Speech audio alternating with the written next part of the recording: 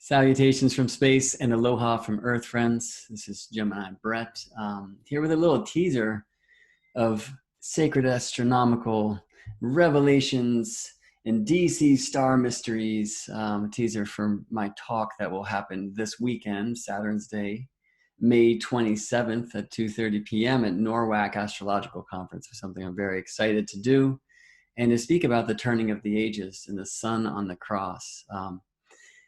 There's many powerful astronomical happenings that are alive right now that are symbols of our day and age that many seem to be sleeping on. One is that Orion's belt rises like a pillar in the east and sets level in the west. And that only happens like this for a short window, about every 26,000 years, the great year, the Platonic year.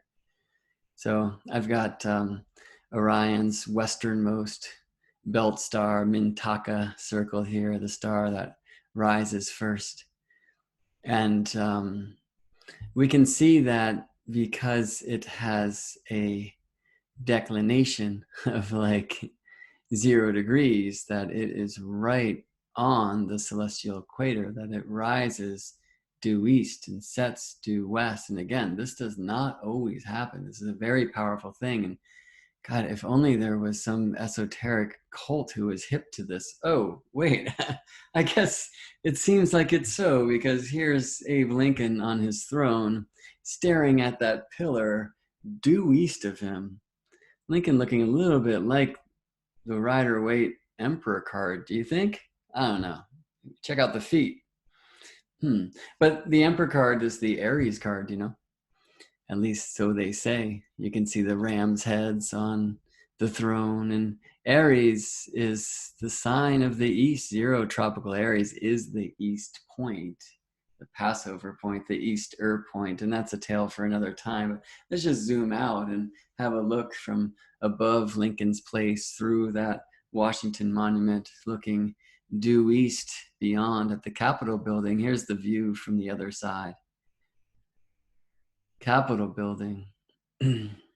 From the Capitol building, there's many star alignments. One is that the December solstice sun rises right above the Library of Congress. I guess that was just a coincidence, right? I mean, there's nothing, that would reveal to us in the placement of the Library of Congress or its, adornments outside or inside that would have anything to say about the astrological mysteries. Oh, wait, its floor is the zodiac, a 19 sun ray in the middle, 19 being the Metonic cycle. This floor at the Library of Congress, this zodiac floor, has really taught me so much about what the tropical zodiac is and how it works, and very importantly so, that it is a directional phenomenon. So we'll zoom in here to where Virgo meets Libra, and of course in the tropical zodiac, that's the September equinox point, and that point is due west of the center of Earth.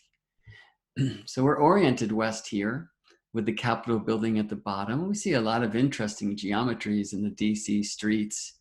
Many have called attention to this pentacle that emanates from the White House. It's interesting that a mile due north from there, we find the House of the Temple, the headquarters of Scottish Rite Freemasonry, complete with the Sphinx and Phoenix and serpents and much more. Anyway, there's a more famous, I guess, pentacle at DC known as the Pentagon. Do you know that FDR, who was a master mason, had it moved just before its construction against where it was originally planned? Do you know that the plans show that the units of measurement of which the Pentagon was constructed are the megalithic yard, the same units that were employed by builders of such sacred sites like Stonehenge?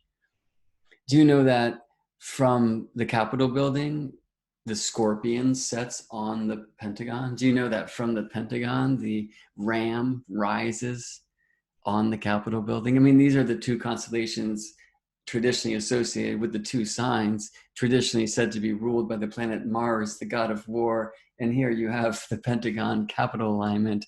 Here's a Pentagon White House alignment right through one of the vertices, and through one of the sides, we find our way to that Capitol, which really is the center of the DC star mysteries.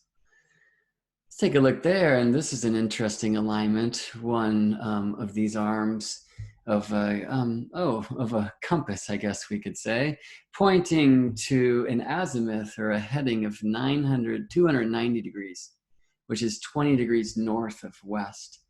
And that's Pennsylvania Avenue, which leads from the Capitol building to the White House. And co-parallel to there, contraparallel to there, I should say, at a heading of 250 degrees, pointing to the Jefferson Memorial along Maryland Avenue as the other side of this DC compass. Well, what's special about those headings, those azimuths, 20 degrees south of west, 20 degrees north of west? Well, let's see what sets at those azimuths from the latitudes of Washington, D.C. Here's the 250, and that's the setting of the brightest star, Sirius. Here's the heading of 290, and that's the setting of Aldebaran, the Eye of the Bull, one of the four royal stars or marker stars of the heavens. And notice what's right in between them, setting due west, resting into the western horizon, Orion's belt. And again, this configuration of Mintaka setting due west, that's a symbol of our age. It's not like that all the time. But it is Orion's belt always between these great stars, Sirius and Aldebaran. I guess these temples are also outlined in a cross. But for some reason, it's not a straight bar. Look at the shadow of the Washington Monument at this time, pointing over to the White House.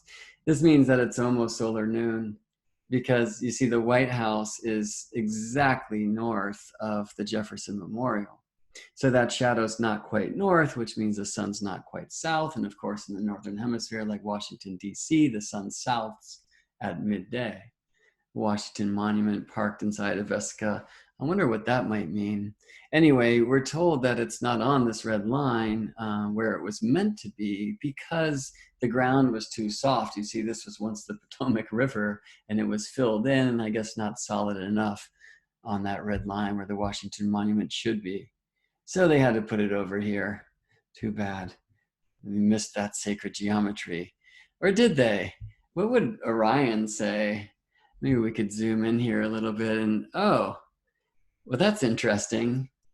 What a coincidence. It seems like the Jefferson Memorial and the Washington Monument and the White House, which are west of the Capitol building, with two of those points in alignment with the setting of Aldebaran and the setting of Sirius, and the other with the setting of Orion's belt. But they're also laid out on the ground as the geometry of Orion's belt. Well, that's new, right? Oh, wait, that's not new at all, because the Great Pyramids of Giza do the same exact thing. Ladies and gentlemen, White House, Washington Monument, Jefferson Memorial, the three Great Pyramids of Giza, and the geometry of Orion's belt, all the same. And I would say that was intentional. The star mysteries of DC, and these are but a few. We'd find much more if we took a look inside one of those temples, and maybe we will, but let me just say a thing about this place of space. The ecliptic runs through here. That's the path of the sun. That's the plane of the Earth-Sun relationship. And it's at a very special place of the ecliptic, and this is not significant to our day and age. This is an always thing, that this is one of the two crosses between the ecliptic, the plane of our solar system, and the galactic plane, the plane of our Milky Way galaxy. They cross on the other side near the galactic center, and here at the galactic edge. Here, which, and this is unique to our day and age, are at a place that currently hosts the northern side of Earth's lean. The spine of Gaia, the rotational pole, leans at every moment ever towards the cusp of tropical Gemini and Cancer. The tropical zodiac is directional. It's tied to the poles. That's the point of it. But in our day and age, and this only happens like this for a short window within about 26,000 years, maybe the window would be 1975 to 2025. For this short window in the great year, the Platonic year, the precessional year of about 26,000 years, Earth's northern axis, the world tree, is leaning towards this cross, this galactic cross, which means it will host the June solstices. Of course, in the northern hemisphere, like in DC or like in Jerusalem, this is the height of the light, the longest day, the shortest night, the glory of the Sun King, who will be eclipsed on that point this June solstice, just as we found a June solstice eclipse on this galactic cross, the sun on the cross, on the hand of the high man, according to the language of the Celtic prophecies, on the hand of Kalparish, time man, according to the language known as Bengali, eclipsed in 1982, in 2001, and now in 2020, acupuncture points during this powerful galactic alignment, a signature of our precessional age here. Within this place, the astronomers call the winter hexagon of stars, Capella, Castor and Pollux, the small dog Procyon, the big dog Sirius, the Regal, the left foot of Orion, and Aldebaran, the eye of the bull. But this same space was known to the Lakota as the sacred hoop, though instead of Aldebaran, they used the Pleiades to complete the racetrack, which on Earth is in the so-called Black Hills of South Dakota, this place that the white man's come to call Devil's Tower, they knew as the Bear's Den. Bear's Den, and in the heavens, it is the group of stars that we in the West call the twins. Now, the Lakota say that this is where our souls come from, but they also say that this is where we will exit on our way out into the next place. We will be purified in this hoop, which is the Inipi, the sweat lodge of the sky.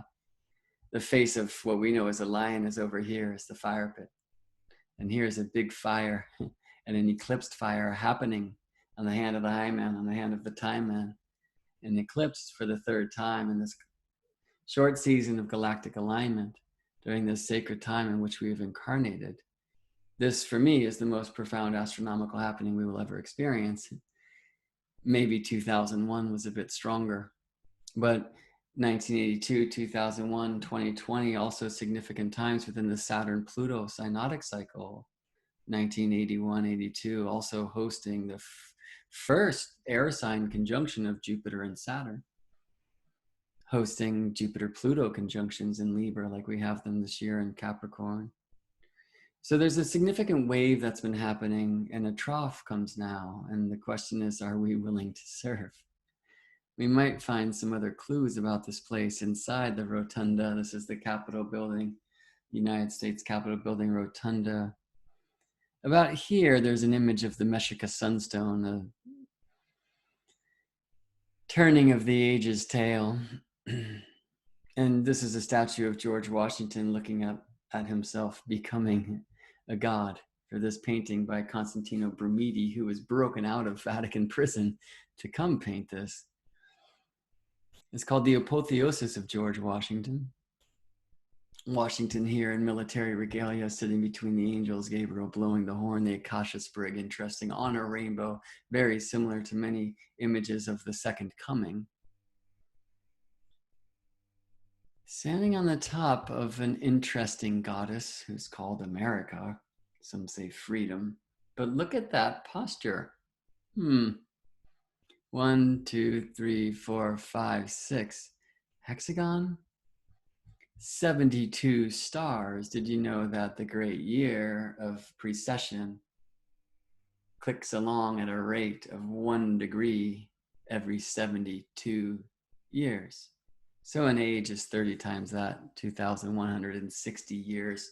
The same number as the diameter of the moon in miles. And the age of 360 degrees times 72 degrees per year, the old canon, the old number, 25,920. what I keep saying is about 26,000. So this is an interesting and beautiful painting of the sky, of the sacred hoop, with the sun sitting at the hand of the mighty one. And I would love to tell you all about that. So come see my talk at NORWAC this weekend, y'all. May 23rd, 2:30 p.m. The year is 2020. If you're seeing this sometime in the future, I'm sure you can head over to NORWAC, NORWAC.net, and download my tat, The Sun on the Cross and the Turning of the Ages. And head over to Gemini Brett. You'll find some other mysteries revealed there. Thanks for joining me for a quick trip through space. See you there.